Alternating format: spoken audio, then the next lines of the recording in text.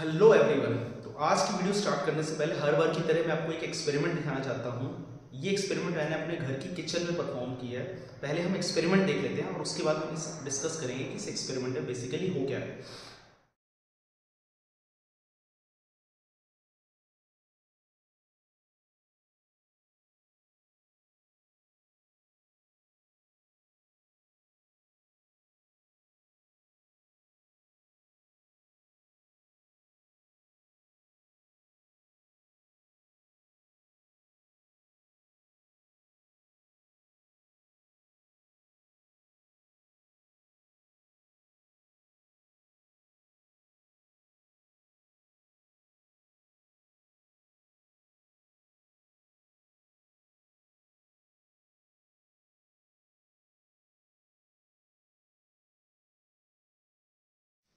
तो ये जो इफेक्ट अभी आपने देखा, फ्राइंग पैन के ऊपर हमने पानी को डाला और उसके बाद जो वाटर के मॉलिक्यूल्स हैं वो ऑलमोस्ट जीरो फ्रिक्शन के सारे फ्राइंग पैन में मूव कर रहे हैं। इस फिनोमेना को हम लीडेनफ्रॉस्ट इफेक्ट कहते हैं। तो आइए हम इसकी डिटेल्स को समझने की कोशिश करते हैं कि ये बेसिकली लीडेनफ्रॉस्ट इफेक्ट वाला फिनोमेना है क्या। तो यहाँ पर ये लेट से ये है हमारा फ्राइंग पैन और ये फ्राइंग पैन का metal surface. This is pan and it is basically a metal surface. Okay, and on the metal surface we have a water droplet. So this is water droplet. Fine. So because of the high temperature of the metal, ये जो इसके नीचे का पानी जो है, इस droplet के नीचे जो पानी है, ये सारा का सारा पानी यहाँ से, ये जो ड्रॉपलेट का पानी हो है, जो शेडेड रीजन मैंने लिखा रखा है, यहाँ से जो पानी होगा वो बेसिकली क्या होगा, इवेपोरेट होगा, भाप बनना शुरू हो जाएगा।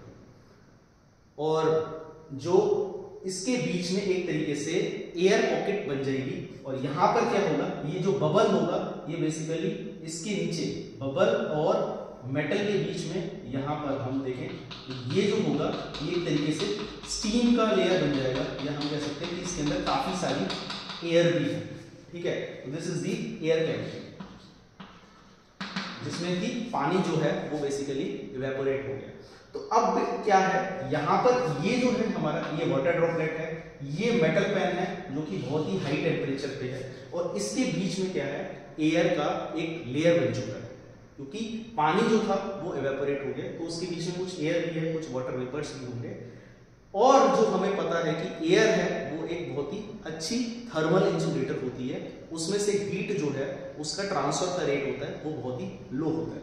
तो ऑल्दो ये जो मेटल का पैन है ये बहुत ही हाई टेम्परेचर पे है, बट क्योंकि ये यहाँ पर एयर है तो एयर की वजह से यहाँ की गर्मी जो है वो पानी तक नहीं पहुंच पाती, जिस वजह से वाटर ड्रॉपलेट है वो बहुत जल्दी उसमें जो भी पानी है वो बहुत जल्दी इवेपोरेट नहीं होता और यहाँ पर इस पूरी ड्रॉपलेट में जो पानी है उसको इवेपोरेट होने में कुछ टाइम लगता है।